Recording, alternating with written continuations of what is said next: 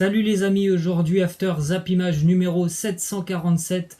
On se retrouve après donc 2 semaines d'arrêt sur la chaîne. J'ai eu des problèmes de santé, tout n'est pas réglé mais ça va quand même de mieux en mieux pour moi. Je remercie toutes les personnes qui m'ont laissé des petits messages sur YouTube, sur la vidéo de mon frère, sur ma chaîne aussi. J'ai reçu des messages, j'ai reçu des mails. Merci à tous, ça fait énormément plaisir parce que c'était pas des jours hyper faciles pour moi sur ces 2 dernières semaines. Donc un grand merci à tous. On va essayer de reprendre les vidéos cette semaine avec un rythme, j'espère, assez régulier. Je verrai comment ça se passe en tout cas. Ça me fait hyper plaisir de vous retrouver aujourd'hui. Les amis, on débute avec cette première info. C'est une date il y a 3 ans, jour pour jour, un transfert record dans le monde du football et tout le monde s'en souvient puisqu'évidemment c'est une star mondiale qui avait signé du côté du Paris Saint-Germain. Il y a 3 ans, jour pour jour, Neymar s'engageait avec le Paris Saint-Germain contre cette somme folle de 222 millions d'euros versés par le PSG au Barça. J'espère pour le Paris Saint-Germain évidemment que Neymar continuera jusqu'à la fin de son contrat et qui va aider le club de la capitale dans les prochaines semaines pour l'aventure en Coupe d'Europe. On continue justement avec une petite info sur la reprise de la Coupe d'Europe. C'est cette semaine, je crois que c'est dès demain me semble-t-il pour l'Europa League. Et puis vendredi, donc on aura aussi le match de l'Olympique Lyonnais. On jette un petit coup d'œil à la répartition des droits TV pour cette nouvelle année de football, puisqu'il y a du foot sur toutes les chaînes de sport. C'est un peu compliqué donc pour les abonnés on va dire de prendre des abonnements chez tout le monde. Donc si vous voulez voir la Ligue 1, ça sera sur Canal+, et puis aussi sur Téléfoot. La Ligue des Champions, c'est sur RMC et Téléfoot. En revanche, si vous voulez voir par exemple la Serie A, eh bien c'est sur beIN Sport. La Première Ligue, c'est RMC. Donc il faut vraiment jongler sur beaucoup de chaînes pour pouvoir regarder tous les championnats majeurs cette année ainsi que la Coupe d'Europe. C'est quand même pas terrible parce qu'évidemment financièrement ça va être très très cher de prendre tous ces abonnements. On continue avec une info du côté de l'AS Saint-Étienne. Un bizutage a mal tourné au sein du centre de formation de l'AS Saint-Étienne le soir de la finale de la Coupe de France, donc il y a une dizaine de jours. Certains nouveaux joueurs qui arrivaient donc dans le centre de formation de l'AS Saint-Étienne ont été roués de coups. Donc c'est quand même assez incroyable d'entendre ce genre de choses. C'est un super bizutage. Tu arrives dans le club, tu te fais rouer de coups. Une plainte a été déposée. 2 jeunes ont été convoqués. On continue avec une info du côté de l'Olympique Lyonnais. Le jeune Melvin Barr a demandé à quitter l'Olympique Lyonnais. On rappelle que le Bayern Munich est très intéressé par le profil du jeune Lyonnais qui a tout juste 19 ans. On l'a vu un petit peu cet été sur des matchs de préparation. D'ailleurs, je crois qu'il a marqué un but cet été. En tout cas, Lyon a rejeté l'offre transmise par le Bayern Munich. L'OL a d'ores et déjà proposé une prolongation de contrat à son jeune joueur dans le but d'en faire la doublure de Maxwell Cornet. On continue les amis avec une déclaration de Memphis Depay après la défaite de l'OL face à Paris en finale de la Coupe de la Ligue. Il nous dit ce soir ça fait mal mais ce n'est pas fini. La prochaine fois nous aurons un match très très important. Il parle évidemment du duel face à la Juve. Nous devons nous assurer d'être prêts. En tout cas, ce que l'on peut dire, c'est que franchement, l'Olympique Lyonnais a fait quand même une belle impression face au Paris Saint-Germain. On pouvait penser que ça allait être beaucoup plus compliqué pour les Lyonnais. C'était leur premier match officiel face au Paris Saint-Germain. Et physiquement, et même dans les intentions de jeu, c'était quand même plutôt pas mal pour un match de reprise pour l'OL. Donc c'est plutôt intéressant à quelques jours maintenant de ce match face à la Juve, de savoir que l'OL physiquement quand même peut tenir un match 90 minutes, voire plus, face au PSG. Voilà, on ne les a pas vus non plus tirer la langue, les Lyonnais. Ensuite, on continue avec quelques infos justement sur le Paris Saint-Germain. Le duel face à l'Atalanta se rapproche. Petite info du côté de l'Atalanta, le directeur général de l'Atalanta s'est exprimé sur Josip Ilicic. Il a annoncé que l'objectif était de récupérer Ilicic pour la Ligue des Champions, mais ça ne sera probablement pas le cas. Ilicic qui n'est plus dans le groupe de l'Atalanta déjà depuis la mi-juillet. Il a des problèmes personnels tout simplement. Il a été très très marqué visiblement par de nombreuses rumeurs autour de sa compagne et aussi énormément marqué par tout simplement ce qui s'est passé du côté de Bergame qui a été l'épicentre en Italie de ce Covid-19. Ça lui a rappelé de très très mauvais souvenirs à Josip Ilicic. Ensuite, on continue avec une info qui concerne Marquinhos. On rappelle qu'il est sorti sur blessure face à l'Olympique Lyonnais, il se touchait la cuisse. Il a été strappé directement dès lors qu'il est sorti. Il souffrirait de fatigue musculaire et de crampes. Donc bon, rien de très très grave. Il sera évidemment là pour affronter l'Atalanta dans un petit peu plus d'une semaine. Ensuite, autre info qui concerne le Paris Saint-Germain, et ça, c'est une très très bonne nouvelle pour le Paris Saint-Germain, puisque selon plusieurs sources, et notamment l'équipe, Mbappé va bientôt reprendre la course. Il y a 90% de chances qu'il soit présent pour affronter l'Atalanta. C'est l'un de ses proches qu'il a annoncé.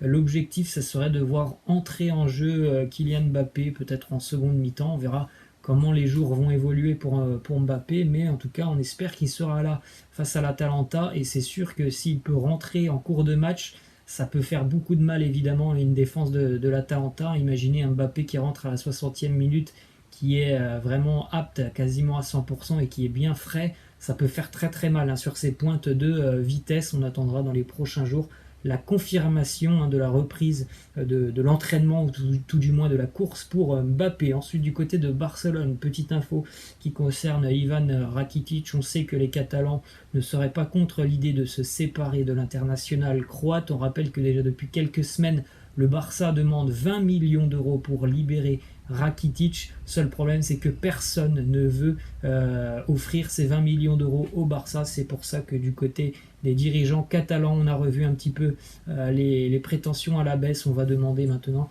10 millions d'euros pour laisser partir Rakitic. Ensuite, une déclaration du président Bartomeu qui nous dit: nous n'avons parlé avec personne, ni avec Laurent Blanc, ni avec d'autres entraîneurs. J'ai parlé à Xavi parce que nous avons une très bonne relation, mais il a récemment renouvelé son contrat avec son équipe. Il viendra un jour entraîner le Barça et il décidera. Donc pour le moment, les rumeurs Laurent Blanc, ça n'existe pas du côté de Barcelone. On est toujours focalisé avec Quique Setién. On verra ce qu'il adviendra de l'entraîneur catalan après la Ligue des Champions. Ensuite, autre déclaration de Bartomeu qui nous dit: le Barça a parlé avec l'Inter du dossier Lautaro pendant plusieurs semaines, mais les discussions sont arrêtées. D'un commun accord avec l'Inter, la situation n'invite pas à de grands investissements. Donc voilà, c'est assez clair. Ça semble plutôt bloqué pour ce dossier Lautaro Martinez. Le Barça, en plus de ça, il le dit évidemment, avec le contexte actuel, plus les problèmes financiers que l'on connaît du côté du Barça, c'est très compliqué pour le Barça de recruter un joueur qui va certainement coûter dans les 100 millions d'euros. On continue avec une déclaration d'Eder Militao du côté du Real Madrid. Il nous parle du match retour face à Manchester City. Il nous dit: le match face à City, c'est un moment unique pour moi. Ramos n'est pas là et je dois tout donner. C'est mon opportunité pour démontrer que l'on peut compter sur moi dans les gros matchs. J'espère que ce sera un match incroyable. On espère vraiment que ça va être un super duel entre City et le Real Madrid. Évidemment, gros avantage à City à l'heure actuelle avec ce résultat acquis du côté du Bernabeu. Plus quand on sait que voilà, Ramos n'est pas là, c'est quand même le leader de cette équipe du Real.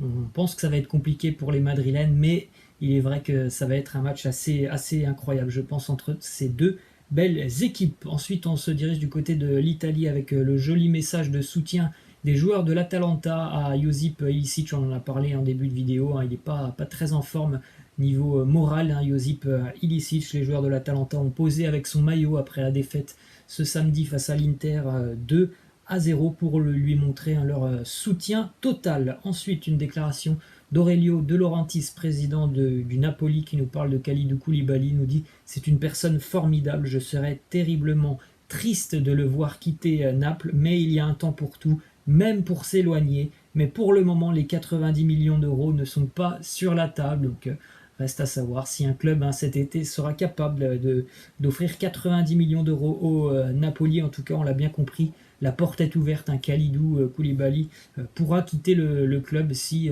si le Napoli il trouve son compte financièrement. Ensuite, du côté de Manchester United et de l'Inter Milan, petite info qui concerne Alexis Sanchez, qui est toujours prêté par Manchester.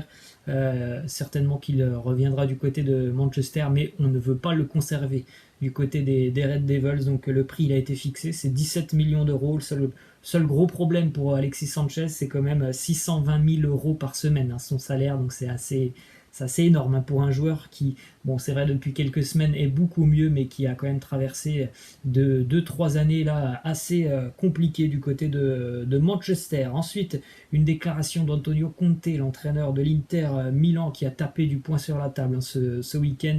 On rappelle que l'Inter a terminé donc deuxième de Serie A à un petit point de la Juve. Il nous dit: après la Ligue Europa, nous réfléchirons pour la saison prochaine.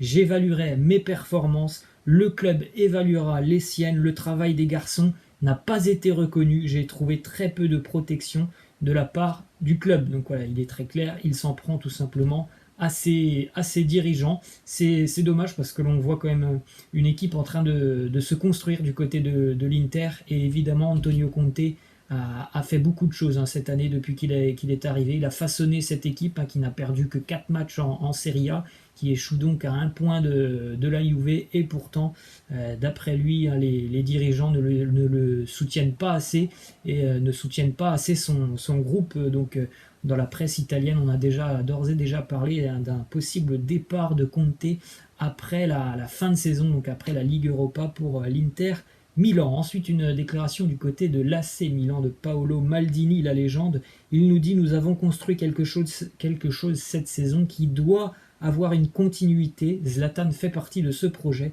Ce ne sera pas une négociation facile, mais nous voulons continuer avec lui. Évidemment, le Milan a été impressionnant sur la reprise du football depuis 2 mois. Ce n'est quasiment que des victoires pour les Milanais sur la fin de saison, et surtout des victoires. Il y en a eu face à des très très gros adversaires de Serie A.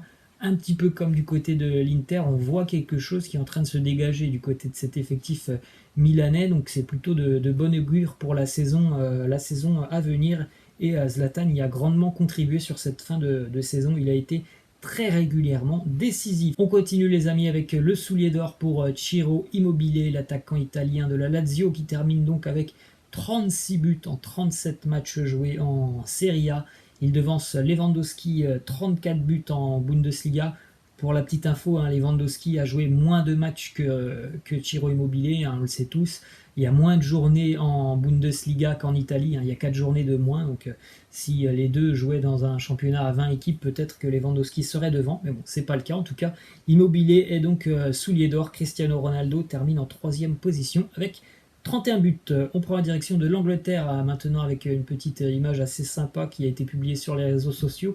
Après la victoire des Gunners 2-1 face à Chelsea en FA Cup, on a vu les trois Français qui sont donc issus de Lyon et de Saint-Etienne, Aubameyang, Saliba et Lacazette.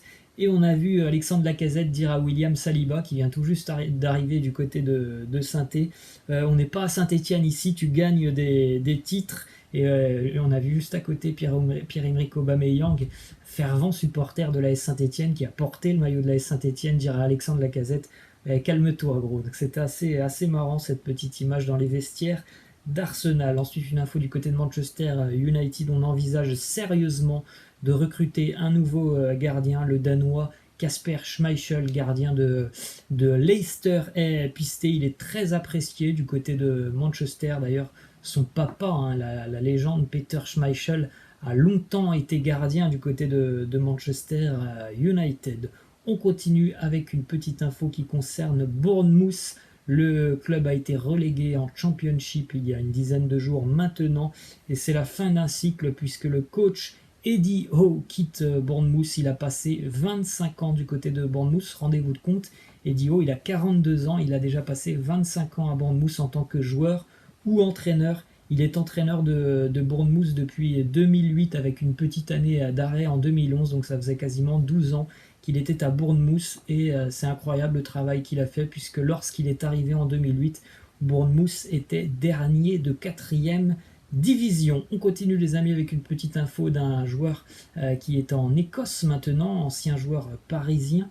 Hudson-Edouard qui a déjà frappé fort pour la reprise du championnat écossais hier. Un triplé pour l'attaquant français. Le Celtic s'impose 5 buts à 1. Regardez les stats pour Hudson-Edouard depuis qu'il est en Écosse. 127 matchs, 63 buts, 31 passes D, c'est assez incroyable. Son entraîneur, l'entraîneur du Celtic, Neil Lennon, s'est exprimé et il s'est dit tout simplement très inquiet. Il pense évidemment que Hudson-Edouard va quitter le Celtic dans les prochaines semaines lorsque le mercato, on va dire, sera un petit peu plus vivant. Il y a de grands clubs anglais qui sont intéressés par l'attaquant Hudson-Edouard. Et on va terminer les amis avec une question de fin justement sur le Paris Saint-Germain. Est-ce que vous voyez le PSG remporter cette Ligue des Champions cette saison après ces deux matchs plutôt poussifs du PSG face à Lyon et Saint-Étienne. Après, c'est des matchs de reprise aussi. Donc, laissez-moi vos avis sur le Paris Saint-Germain pour la Ligue des Champions. Voilà, les amis, c'est la fin. Je vous laisse et je vous dis à la prochaine. Ciao.